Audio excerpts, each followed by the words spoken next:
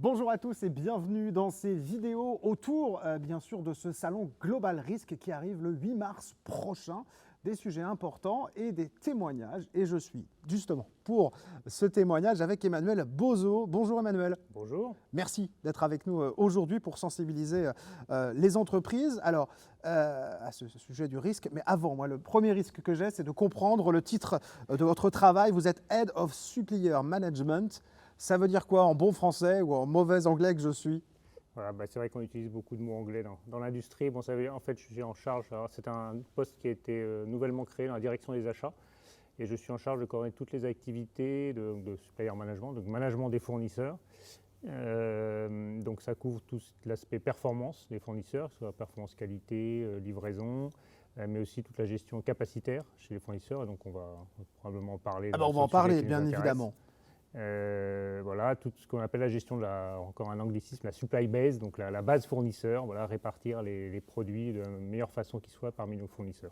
Et tout ça pour l'entreprise Class Tractor. Voilà, alors, pour assurer in fine une stabilité de production dans l'usine et faire en sorte que les pièces arrivent bonnes au bon moment et en bonne quantité. Voilà, et si on parle de risque aujourd'hui, c'est parce que parfois, il peut y avoir des problématiques et les rouages ne fonctionnent plus. Et donc ce risque d'approvisionnement, ça vous est déjà arrivé?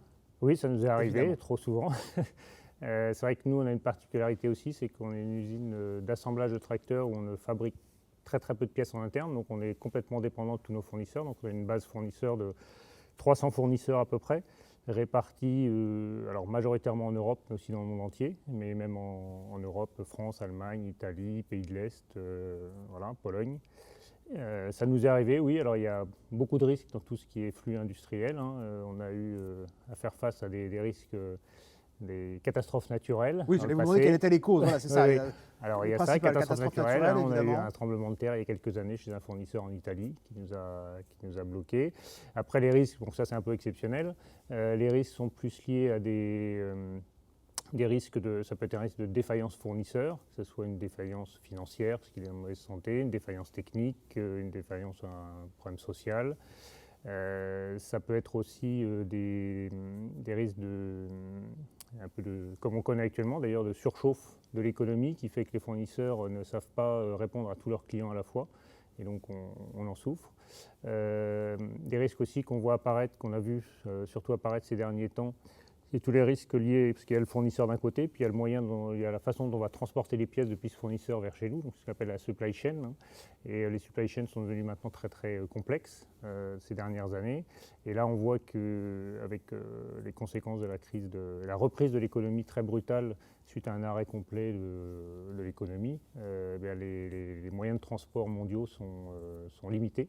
Et on a beaucoup de mal à faire transiter des pièces à travers toute la planète. C'est-à-dire qu'on a même eu des crises après la crise en fait. On a une crise après la crise, reprise tout à fait. Voilà. Crée en elle-même une problématique supplémentaire. Et puis un risque qui est aussi un peu nouvellement apparu, qui a été un peu mis en valeur par la crise, suite à la crise après la crise, vous le dites, c'est qu'on a nos fournisseurs, donc nos 300 fournisseurs, mais eux-mêmes ont des fournisseurs.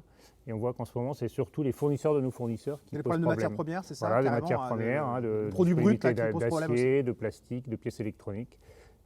Donc ça, ce sont les fournisseurs de nos fournisseurs, ça c'est encore plus difficile pour nous parce qu'on a visibilité sur nos fournisseurs. Les chaînes, c'est encore un autre maillon de la chaîne derrière. Ce qu'on appelle les rangs 1, rang 2, rang 3, voilà, jusqu'à celui qui produit l'acier ou le plastique. Et ça, c'est un peu nouveau pour nous et voilà, il faut qu'on réfléchisse à comment avoir une meilleure visibilité sur cette chaîne amont, voilà, très en amont.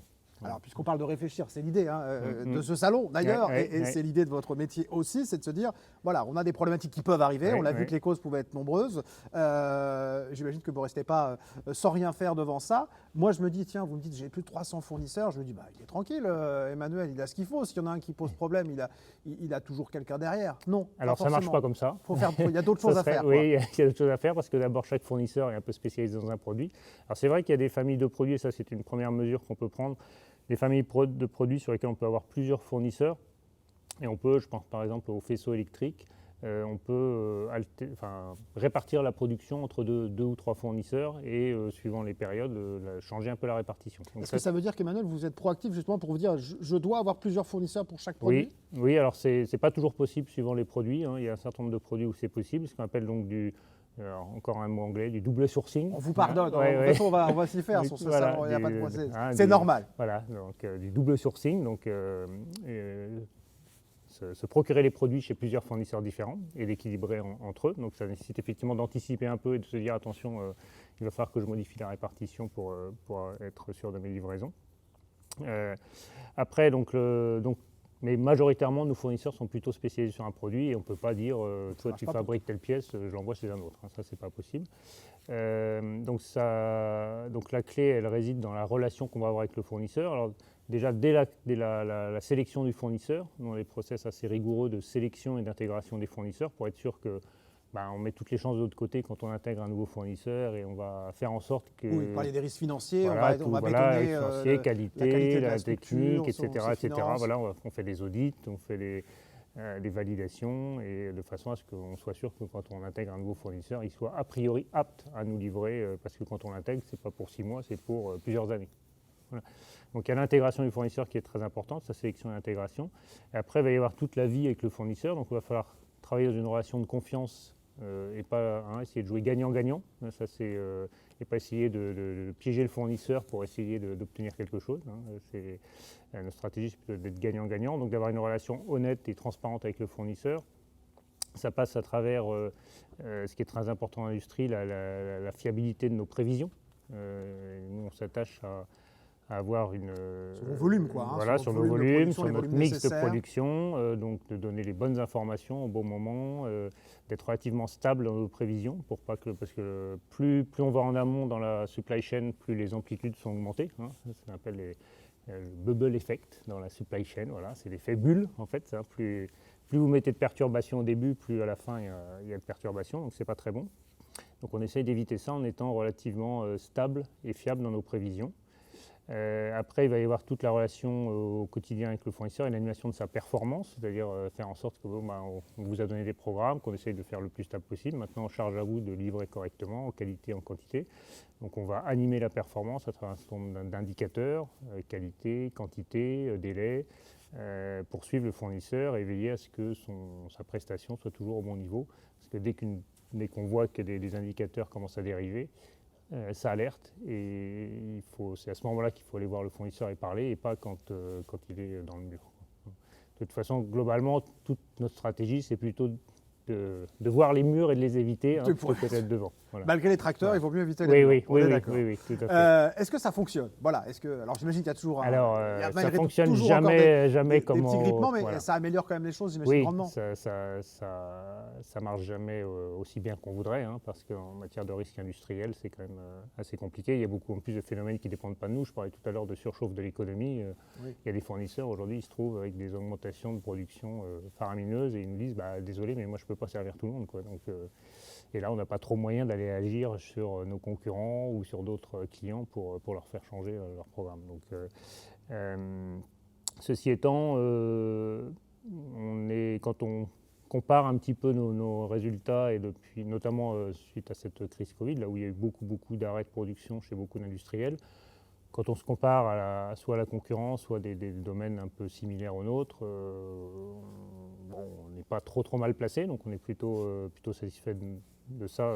Surtout qu'à priori, on a quand même connu une période qui était compliquée parmi les plus compliquées. Oui, on était quand même dans le top de l'ennui, là, quand même. Donc, on se dit que jouer la carte à la fois d'une certaine stabilité de prévision, de fiabilité de prévision, c'est très important. On assiste beaucoup auprès de nos fournisseurs pour leur dire qu'on s'évertue à leur donner des prévisions fiables pour qu'eux puissent les utiliser, parce qu'eux, ils ont toute leur supply chain à gérer derrière aussi.